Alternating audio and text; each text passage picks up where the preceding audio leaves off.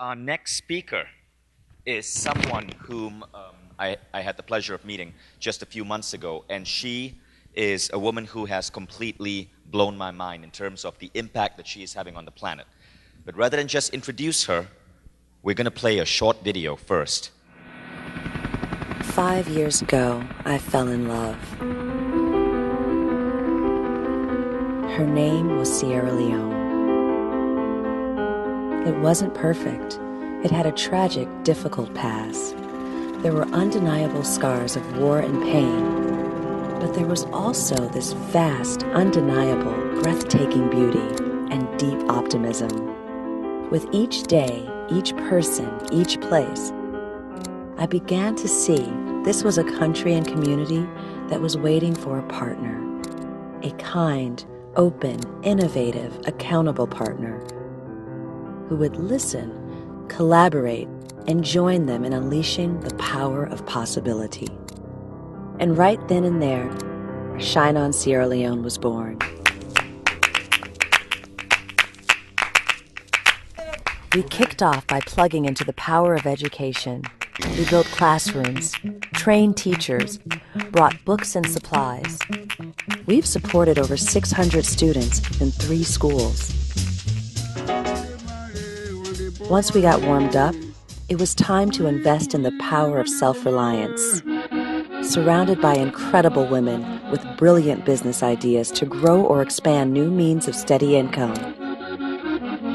We couldn't wait to watch their dreams come to life. So then give me money for that, they turn then you go to school, fine, pay for them, do for anything, when they say in school, I'll get family. So now I tell God thank you, never bless you all, never say bless her.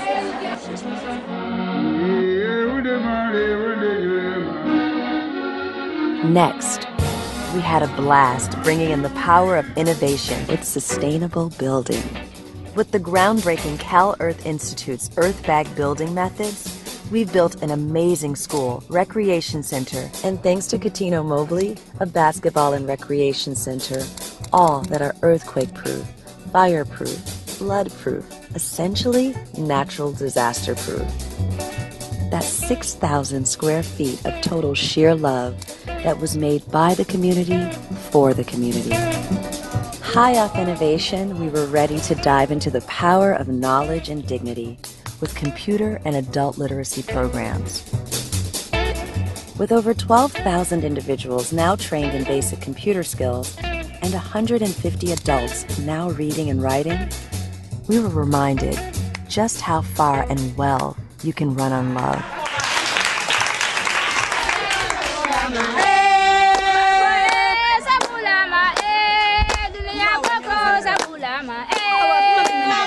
So with that, we poured ourselves into bringing out the power of the earth with our agriculture program. The 200 male and female farmers consistently prove that by planting seeds of new life, also known as veggies and rice, you not only feed yourself, but put yourself in a financial position to use your profits for community development.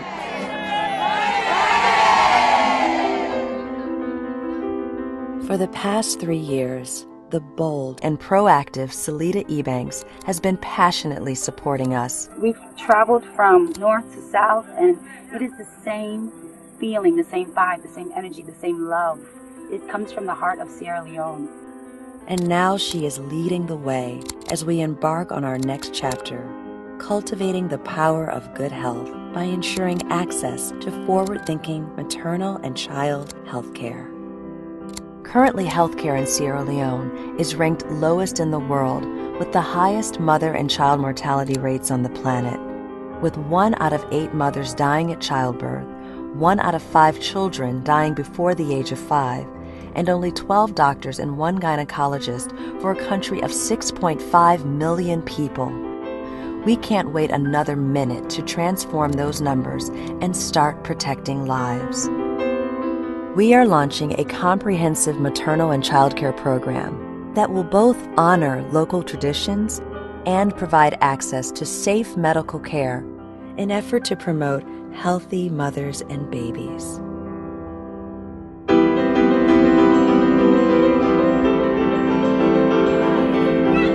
And now, here we are,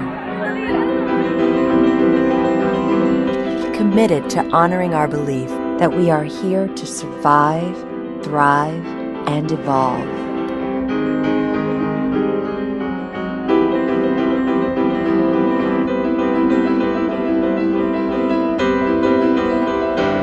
We're Shine On Sierra Leone. We're a love story.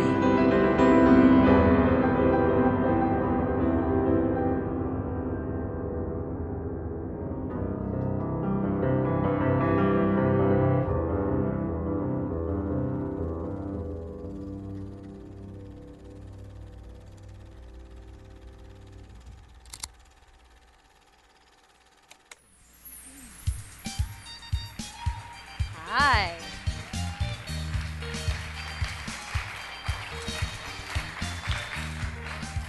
So that's my story. But what I want to share with you now is the backstory to Shine On Sierra Leone and how we got to this point. So 5 years ago, when I fell in love, I was actually in Sierra Leone doing a documentary where I followed the path of a diamond from the earth all the way to the consumer to document different lives that it affected along the way. I lived in a diamond mining community that you saw here for 3 months and fell in love with the village. And there was a dilapidated 3-room building that had 416 students meeting there every day to be educated, but there was a torrential rainy season and there was no roof on this school. I had never seen such a thirst for knowledge, a desire for education, and so we used $6,000 outside of our film budget to rehabilitate this building. So that was the beginning. It was amazing. 2 years into it, we had brought teenagers from America to build additional classrooms. We had hired 10 teachers. We were on a roll. But then something happened. I got depressed. I was overwhelmed. And I realized that the need would never end. I realized, because in the beginning, I had said, until the day I die, I will make sure that every child in this village receives an education. And when I die, my daughter November will do it. But we got this. We got this. It's all under control. And then I realized we were in a really unhealthy relationship. The relationship that we were in is that they were asking, we need this, and I was doing whatever I could to provide them with that. Whether that meant neglecting my child to raise money, to do whatever I could. I was actually acting in a sense as if I were from poverty, I was leading from poverty as well.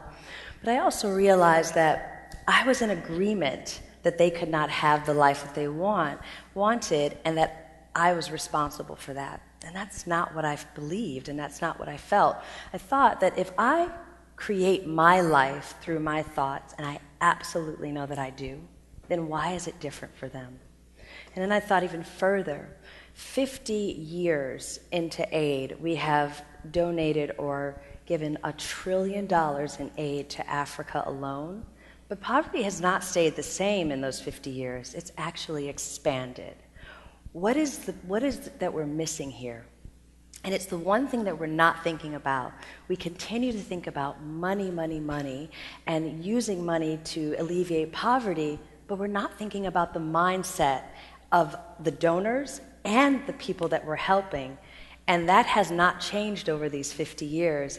And that's why I believe things are staying the same. There's an amazing story that I found about a woman who went to a remote Himalayan village. This village had never seen anyone from the outside world. She was the first white person to visit the village. And she went there, and everything they did was from old times. You know, they went to fetch their water. They did not run on any money whatsoever. It was all by trade and all by community. And she was astounded by what she found. She said, oh my gosh, there's so many things that you can do. You don't have to do this anymore. Let me tell you what exists out here in the real world. And the chief here said, this is the way we've always done it, and it's okay. She said, no, but you don't understand. You do not have to do it this way. So she went and she wrote a story about this village. People started to visit this village and send money to this village. Excuse me, you guys all know I'm just starting to speak today. But she went back to this village 20 years later. And this village was completely in poverty and destitute. And this is a really remarkable story to me because she literally shared the idea of poverty with them.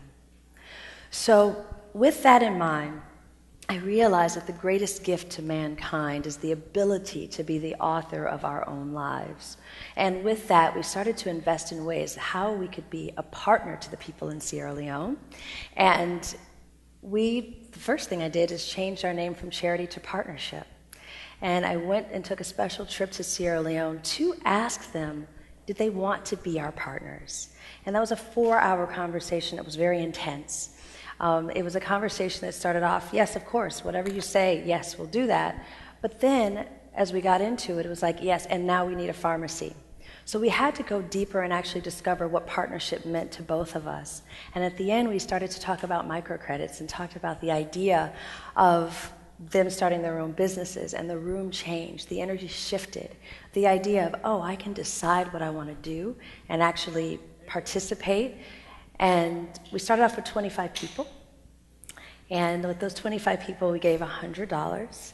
And it was a 100% repayment rate. And as you saw now, we now have close to 4,000 people that receive loans actually twice a year, at the rate of $250, and we have consistently, over the past 3 years, have a 97% return rate. So we're really proud of that.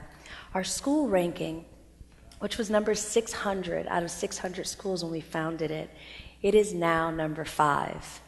I wish that I could say, oh, we have this amazing forward-thinking program, this incredible education program, but no, we have the will of the people, and we have people who want to learn. And so they are responsible for that. The next step in education, however, is for us to look at a new model called Teach a Man to Fish. It's an incredible model that I studied in Paraguay this summer for several weeks. And it's the idea of a student-run business that is it's the school. It's a student-run, and in our case, it will be parent-run as well. And in Paraguay, they have a business of agriculture, dairy farming, and they bring in $350,000 per year in all 4 of their schools in Paraguay. And they're also throughout the world. So we're really excited to bring this, and Sierra Leone is very excited for us to bring this. So we're actually bringing communities together around the world. So this Paraguayan community is going to spend time in Sierra Leone, and they're going to learn from each other, because they're not bringing just that program to Sierra Leone, but what they're doing is coming to see how it can adapt to Sierra Leone. So really excited about that as well. And lastly, what I want to share with you is our ecotourism project that we're a part of, and it's called Tribe Wanted. Tribe Wanted was started by Ben Keane in 2006, and it was started in Fiji. And he asked the question, could one crowdfund and co-create a real-world sustainable community by way of a social network? Well, in 7 months, he had 15,000 members on a social network, and the first, I guess you could say, tribe members landed in Fiji. And 3 years later, 3.5 years later, 1,000 visitors had gone, or tourists had gone to Fiji and immersed themselves in the culture and built an eco-village that was handed back to the Fijian community, and $1 million had been invested in the community. So next stop is Sierra Leone. So we're really proud to have it here. Perfect. So the idea is to come to Sierra Leone and fully immerse yourself in the culture of the people, to learn their traditions, to learn their ceremony, to learn everything about them, and together with them build an eco-village. The first visitors, of course, stay in a tent. And this is, our particular site is on the white sand beaches of Sierra Leone. Sierra Leone is incredible. It's tropical in nature. Basically, you become Sierra Leone. You get to come and enjoy the people. You're not coming as a donor to donate to help people in need. You are coming to experience a community and help to be a part of that community and create something that's bigger and better than the both of you. And that's really what any type of partnership should truly be. So let's move on to the next. So this is actually one of our solar towers here. Local fresh water from the river. We had solar experts come in and teach us about solar power. And now we have solar towers and green energy all day, every day. Compost toilets. And this just shows basically 6 liters of water a day is what's used. So this is starting to build the eco-domes, which I think you guys saw in the video. The Earthbag building. Earthbag building is phenomenal. It is created by Nader Khalili, who's an Iranian architect, and it's the idea of taking rice bags or flour bags, or in this case we have actually long polywoven bags. You fill them with soil and clay, and it creates a structure that is actually one of the most formidable structures in nature, and it will last for 1,000 years. So this is a way of building that we've introduced to the people in Sierra Leone, and they have devoured it. They love it. We've now built, like I said, 3 buildings in the video, but now we're building an eco-village using this method. And this is how it looks almost there. This is the layer of earth plaster that's about to go on top. And just sexy and dirty. And this is our gorgeous final project. This is one of the lodges with these students in front of them. So they're quite beautiful. The thing about being in these, you feel like you're in a womb. It's absolutely gorgeous. You're literally essentially underground. So some of the things that you can do while you're there are visit wildlife, incredible wildlife. You can take a canoe upstream. You can fish with the local fishermen,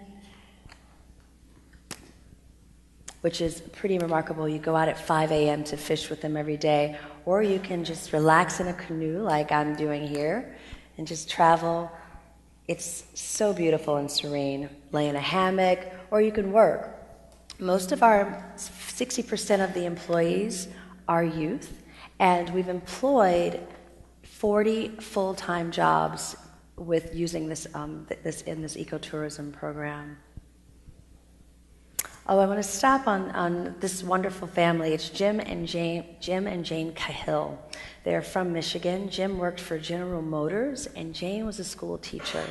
They went to Fiji for what was supposed to be a 2-week trip, and they ended up staying for 2 years running Fiji. We've had the same thing happen in Sierra Leone, but obviously we've only been open for a year, but we've had people who've come for a week and end up staying for 6 months and helping to be a part of creating it.